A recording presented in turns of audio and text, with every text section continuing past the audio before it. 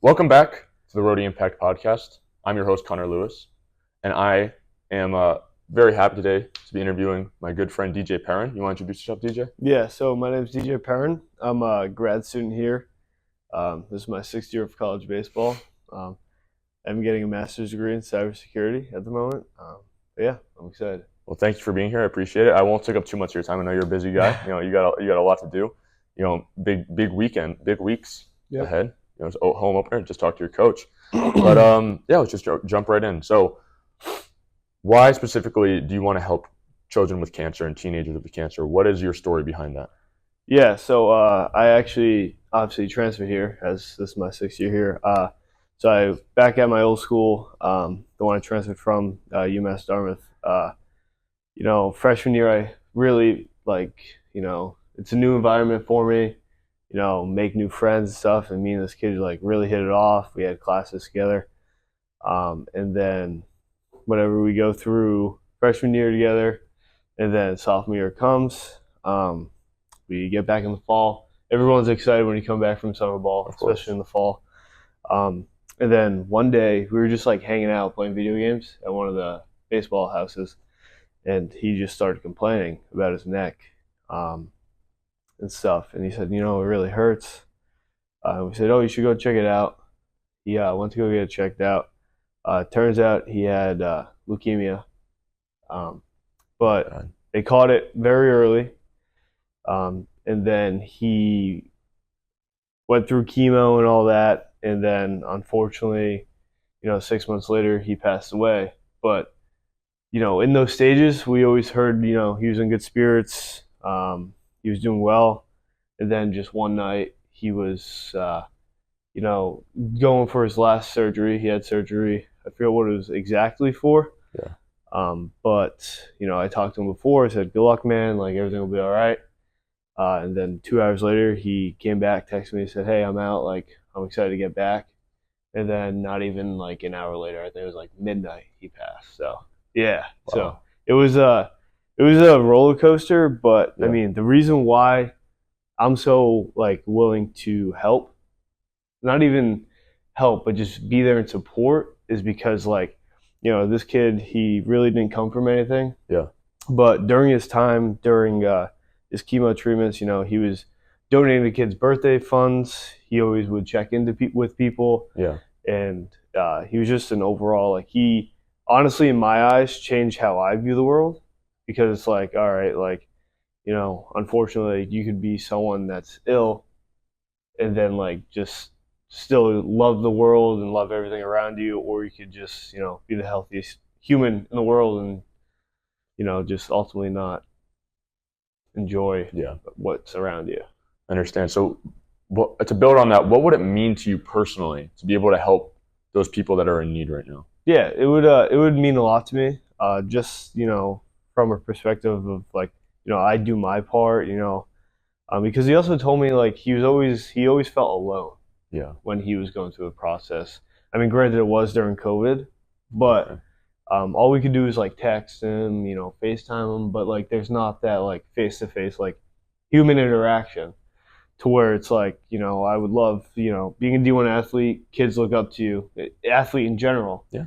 They think you're Superman or a superhero. Yeah. And it's just if they think of that of me, to me, I'm just a person, right. But it would be awesome to go in there and make them feel heard and there's people behind them. Yeah. Well, I mean, it's, I think everyone can appreciate your enthusiasm to help people. I think that means a lot to people. What specifically do you want to do, with these kids that are in need, that are suffering from cancer right now? What specifically do you want to do for them?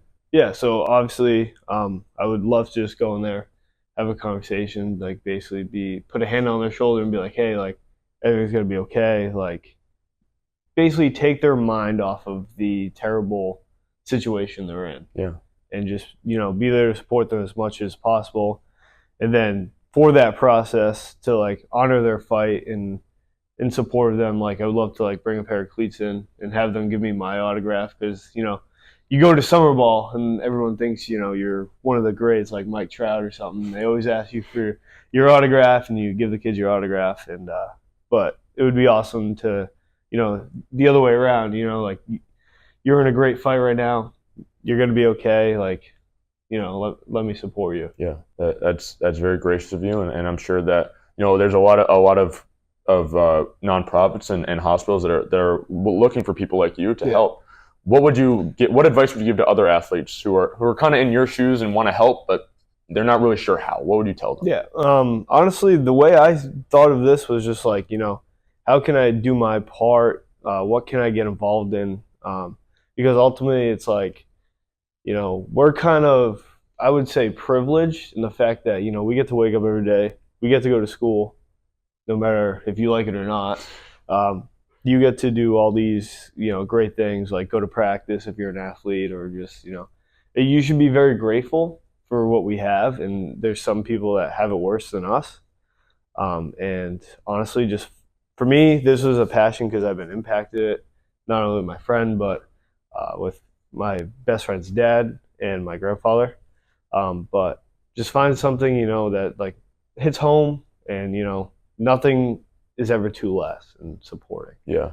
You want to go into more detail about your best friend's dad and your grandfather? Yeah. What that meant to you personally? Yeah. So actually, this past month over winter break, my best friend's dad passed away from cancer. Mm-hmm. He was always supporting me in my baseball career, so was his family. And then my grandfather passed away about a week ago. He had beaten cancer twice, but that's basically why I want to surround myself with trying to help, because it's like it hits home for me. But I also know, like, maybe I don't have $1 million to donate, but like, if I'm just there to kind of support them. Yeah, do your part. Yeah.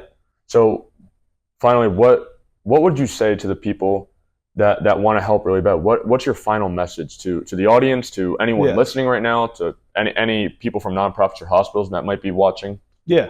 Honestly, I would just say, like, there's a lot that you can do without even realizing it. Even if it's just, like, I know in elementary school, like, I used to like write cards to like kids in need and stuff like that, and just, support them that way. But ultimately, just maybe like come up with an idea, because no idea is too crazy. I feel like, again, we're privileged, so like any good we can do in the world would be awesome. Yeah. Yeah. Well, I want to say thank you for your time. I'll let you get back to your busy schedule. Home opener, February, what day?